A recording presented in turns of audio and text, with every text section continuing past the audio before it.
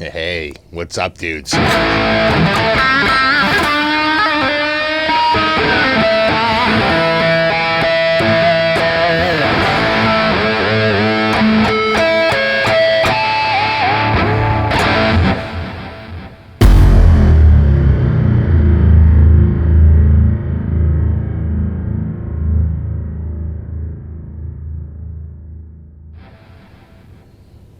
What's up?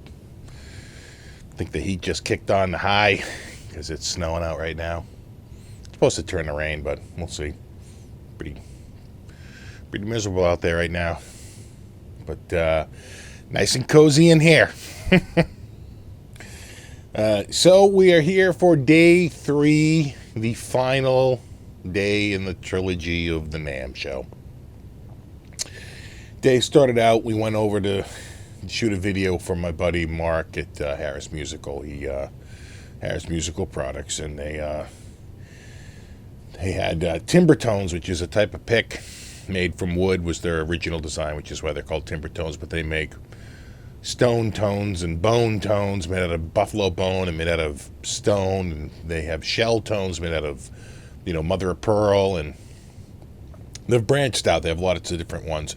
I like they make some out of horn, buffalo horn and buffalo bone, and those are really cool. Unfortunately, we had a problem with the audio and the camera. We think it probably got stepped on. It got pulled, and it was either pulled out or it was screwed up. So at any rate, camera audio got seriously messed up with that, and I don't know if I'll be able to salvage the video. We'll see. I already talked to Mark about it, and I said, well, if I can't salvage the audio, we can just use the same footage, and we can just talk over it like a DVD commentary. And then the same thing, he has a line of amps, Bellcat, all tube amps.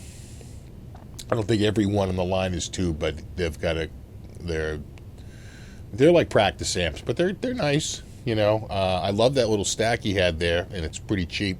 It was I think 2 10s or maybe 2 8s in a little head, 2 10s in a little head. It was pretty cool. And so that video, again, same thing, problem. And again, a third video that morning, I went over and saw Danica Levy of Levy Straps, Levy's Leathers. They make mainly guitar straps, but they have a lot of items. I think she said in the video that they have like 4,000 SKUs. So that's a lot of product, and she was showing me the new products for 2014. Again, I'll see if I can salvage the audio. I have a way I might be able to extract it, fix it, and put it back in. I'll see. I feel terrible because, it's like we went and saw her early in the day to, try and get it done. And, you hate taking up people's time, and then you don't have even a video to show for it. So we'll see. There is audio. It's just all out of one ear, and it's a little weak. And it varies. So I don't know. I may not be able to fix it. So after that, I was walking around and I saw the Kyle Gass booth. He was signing autographs. So I went through there and got him to make the bumper for me. That was cool. And, gave me a little poster. I got to find that poster. I don't know what the hell I did with that. But, yeah, he was way cool. And, I was a little worried that he'd be like, what? But he's like, yeah, let's do it. Okay, let's do it. And you see his little move at the end there? The gas point? The stare down, the gas stare down? I might have to appropriate that. That's pretty awesome. Totally improv. So he's a pro. And then the rest of the afternoon was pretty quiet. I was looking through the footage. I think I was kind of tired and wiped. the last 3 days, and it was finally catching up with me, and so it was guitar night at the Marriott Hotel. It was supposed to be like Steve Lukather and Lee Ritenour and Stu Hamm. Those were the names I immediately recognized. Stanley Jordan, though I don't remember Stanley Jordan showing up. So I think they book all these people. So anyway, it was hosted by the Marriott Hotel. So we went and got some lunch.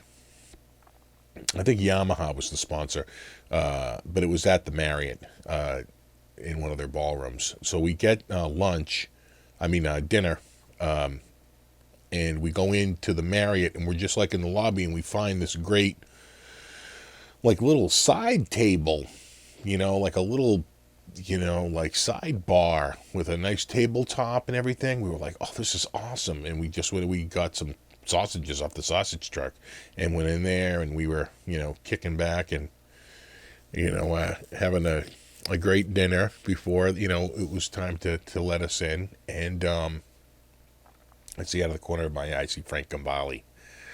And I was like, oh, keep an eye. And as soon as he broke away from his crowd, I was like, Mr. Frank. And he was like, yeah, sure. I said, can I take a quick pic? He's like, yeah, quick selfie. And then up went the camera, click. And we got a nice pic with Frank. A super nice guy. And he was on his way. I wish I had 1/10 of his ability. Guy, he's got the... I saw him with the first time I saw him was with the Chick Corea Electric Group. It was in 1987, I think. Could have been 88, 87, 88. Probably 87. And, because their first one came out in, I think, 86 or 85. So, yeah, that sounds like 85 or 86. So it was on the tour for Light Years. I think that was 87. And so it was Dave Weckl on drums and, John Patitucci on bass. And, of course, Chick Corea, Eric Marienthal on saxophone. And I expected either Carlos Rios or Scott Henderson on guitar, and it was this guy I'd never heard of before, this guy Frank Gambale. Like, who the hell's this guy? But boy, he just floored us all. We were like, oh my God, look at this guy. He's a phenom. So it was awesome to get a quick pic with him. So we go into the guitar championship, and the guitar, I'm looking at my notes here. We go into the guitar night show. I think they call it like guitar night. And the host is this woman, Muriel Anderson. And and this is why I said championship, because she became the first woman to win the National Fingerpicking Guitar Championship. And that sort of put her on the map. And she's been around. That was in 89. She's been, pretty much out there ever since, keeping it going. And she's a really fantastic guitar player. And she was sort of our MC for the night. And I think I have a little bit of footage of her playing right here.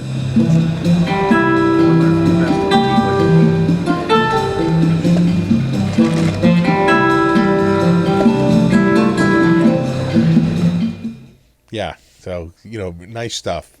And then after she played, there was a few players I didn't get footage of because it really depended on my line of sight, depending on where they were sitting. And then, but this other guy who went up there who I thought was really great was this guy, Omar Torres. He was, I think, more of a rocker early on. He became sort of...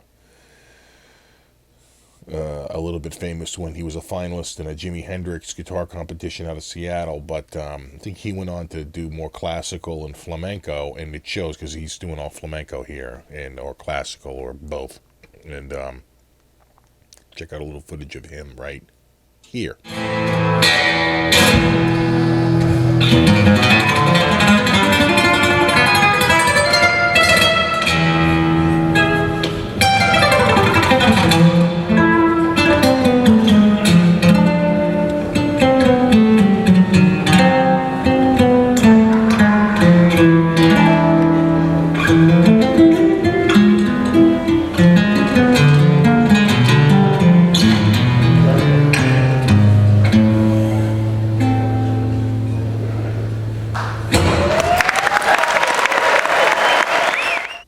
after Omar finishes up,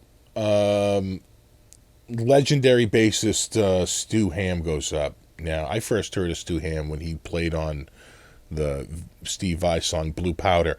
Not when it was released years later on the Steve Vai record. A release, I think 2 or 3 years later after I had first heard it, but it was the first time when it was on a flexi disc to show off Carvin amps, and it was inserted inside Guitar Player magazine. And you literally would tear out this flexi disc and put it on your turntable and check out an audio clip, right? That was the pre-internet way to check out amps, right? Long distance. So there was no YouTube. You could just go on and listen to 15,000 players play a Carvin amp, you know. You had to either went down to a store and checked one out, or you'd get something like this, like a flexi disc that would give you a little taste of it. And it was pretty cool. And so it was that song Blue Powder, you know, and it said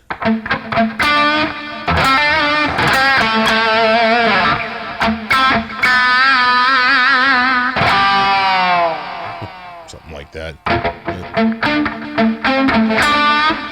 Something like that, yeah. I think that's how it opens, right?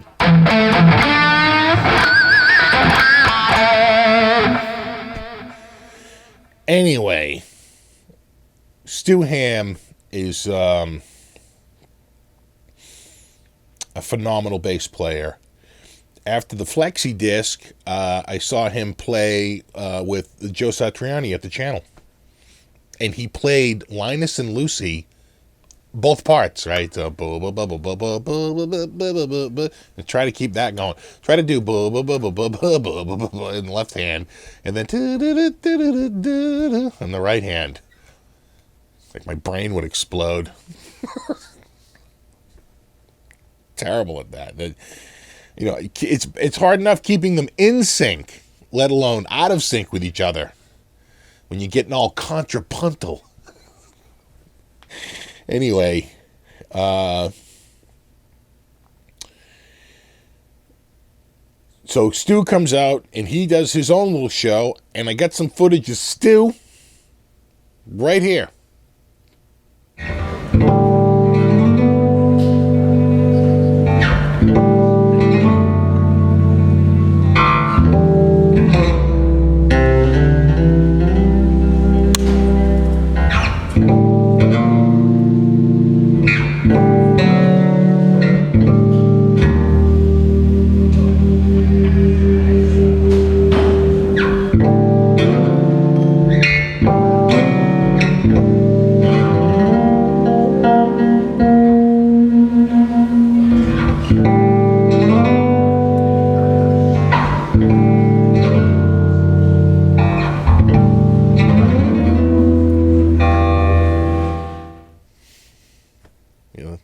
The great Stu, ladies and gentlemen, the great Stu Hamm. He's friggin' awesome. So the next guy up was a guy that the people I was with were friggin' fawning and freaking out over, this guy, Monty Montgomery. A guy, much like Andy James, I guess it goes to show you just how friggin' lame my knowledge is of guitar players out there. But I know Guthrie Govan, geez, he's been on my radar for like 3 years now. Maybe 4. So I don't know. Just, you know, some names just they float through like a butterfly. So this guy Monty Montgomery comes out, and he was named one of the top 50 all-time greatest guitar players by Guitar Player magazine, and you can see why. He's an acoustic guy, and I'm surprised that that instrument, you know, just hasn't completely smashed on him, because he beats it, man. He's a brute.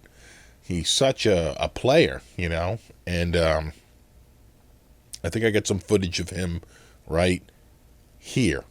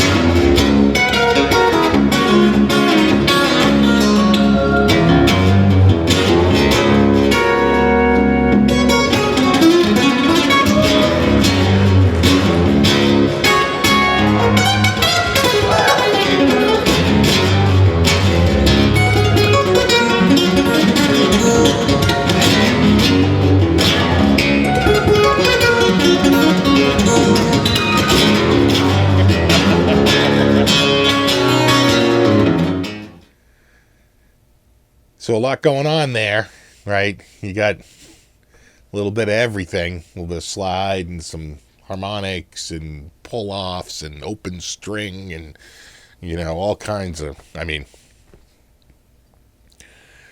it's quite a a technical ability, to do a lot of that stuff. And I have some extended footage of him. I can probably get an entire tune or close to it and post it up. So I'll probably do that. The footage of him is actually pretty good because he was on our side of the room. And we had a nice VIP table up front, so I could put my camera on a little tripod and just let it sit there and record the show. So I think I have some pretty decent unencumbered, maybe slightly encumbered footage of Monty. And so now we're waiting for Steve Lukather and Lee Ritenour. And they come out and they go, Steve Lukather will not be here tonight. And you can hear like the collective sigh. What? From the room. And they said, well, he got called up by Paul and Ringo to play at the Grammys and to play on the 50th Beatles anniversary recording, which I guess they shot in the same day. So, you can't blame the guy when Paul and Ringo calls. There's few gigs that trump that. It's kind of the gig, when a couple of ex-Beatles are calling you. So he runs out and does that, and he's not there. But out comes Rit. And I think everyone in the audience, when we were explained that Lukather had split for the Beatles gig, people got it. And so Lee Ritenour comes out, and of course Lee's a phenom. He's been around since I remember him. First hearing about him when I was at Berkeley. We studied Bullet Train in like a theory class, an ear training class or something like that. Song structure class. I forget what it was, but ear training I thought it was. And so we would do this like sort of musical analysis, and a couple of his tunes were in there. And, I think that he studied some Steely Dan and a little bit of Toto. So it was all sort of mixed in. That's sort of like a jazzy pop was what they were doing. That was an attempt to be a little bit more, instead of just straight up jazz, be a little bit more contemporary. So Lee is a phenom. They used to call him Captain Fingers. They probably still do. The guy's a fantastic player, and he does a lot of styles. He, mainly I think of him as sort of a jazz and jazz fusion player. But of course, he went through this big Brazilian period, and a lot of people consider him just this sort of Brazilian style player. But I think he's a little bit more versatile than just that. He's very sort of hard to pin down in the style, but I'd say it's sort of like the jazz fusion. I'd say that's probably his main area. And then so I got some great footage of Lee. I can throw that up. Check out a little clip of him right here.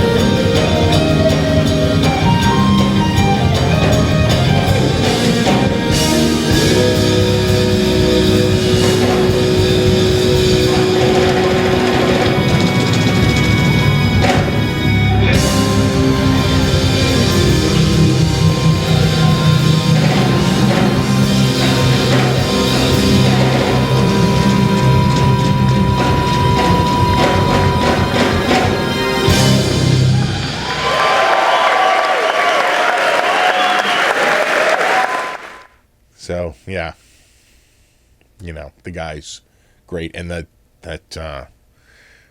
LP is looking good, huh? That's a nice looking top on that thing.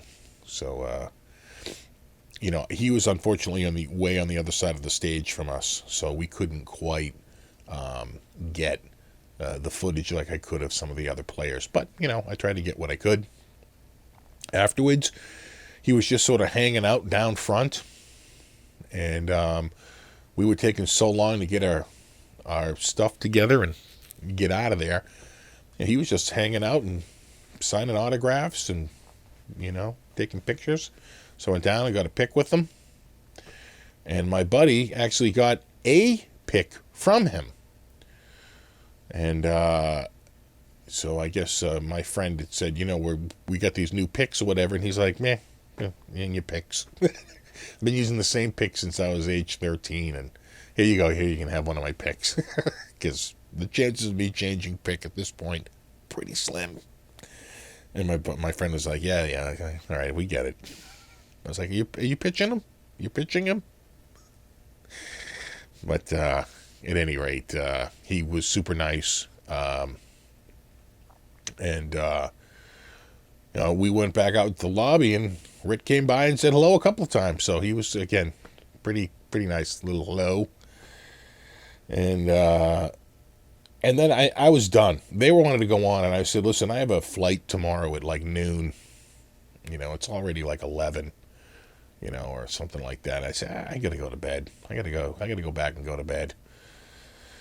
So I took a cab back to the hotel, had a good night's sleep, got up early the next day. I had my flight out, and I had a killer breakfast from downstairs, sent up a nice breakfast of one of everything, and,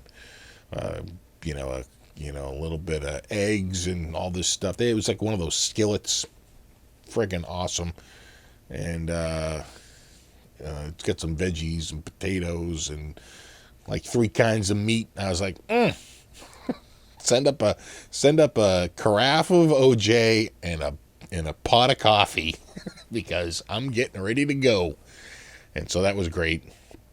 Had a great breakfast, got everything all done, checked out, went out. Fine driver on the way back to the airport. He was not nearly as crazy. Gave him a good tip. Unlike that first guy, gave him a great tip. Went in, got right through everything, and was just hanging out. And when I first got there, it was packed, but that was the New York flight. That cleared. I was so early. I was there before the prior flight left. And then, flew back. It was great. I think I flew over the Rocky Mountains. I didn't get a lot of great footage because by the time I realized it, I was like, oh, wait, I think that's the Rockies. And I got my camera out. I didn't really get some great shots, so I think I have a couple shots here I can show you. And then that was it. The sun set, and it was getting just colder and colder. I think it was 68 when we left L.A., and it was 11 when we got to Boston, so a little colder. And then the wife picked me up. I swear to God, as soon as I walked out, she was like right there. She had just pulled. I mean, it was like just perfect. Boom. What's up? I went out and got a little bite to eat, and that was it. That was my Namm Odyssey. So I will try to salvage the Timbertones video. I'll try to salvage the Bellcat video. I'll try to salvage the Danica Levy strap video. I don't have to salvage the Monty Montgomery. I should be able to dig that out and post that up. Same with the Lee Ritenour. I should have enough footage that, I can post something up. And I might even have enough Stu Hamm. I got to look through. He was way on the other side of the stage, and people are coming and going. So it's like, if it's too many people walking in front of the camera, I may just scratch it. But I'll take a look. All right, guys. As always, rock on. Though I'll come up and turn the camera off. Still no remote control. Oh, look at that. Little cord there. All right. Did that wake you up? Wake the neighbors up. All right. Watch where I'm going here. Don't want to hit the tripod. All right, guys. as always, rock on.